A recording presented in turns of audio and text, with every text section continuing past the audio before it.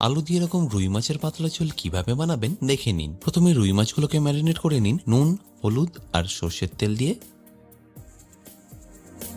তারপর একটা মিক্সিতে টমেটো আর কাঁচা লঙ্কা দিয়ে ভালো করে একটা স্মুথ পেস্ট বানিয়ে নিন। এছাড়াও আরো একটা পেস্ট বানাতে হবে, তার জন্য লাগবে আদা, গোটা জিরে আর শুকনো লঙ্কা। আর আলুগুলোকে পারলে এইভাবে বড় বড় করেই কেটে নেবেন। তারপর একটা পাত্রে সর্ষের তেল নিয়ে মাছগুলোকে একটু কড়া করেই ভেজে নিন। আর তারপরেই একই তেলে ভেজে নিতে হবে আলুগুলো।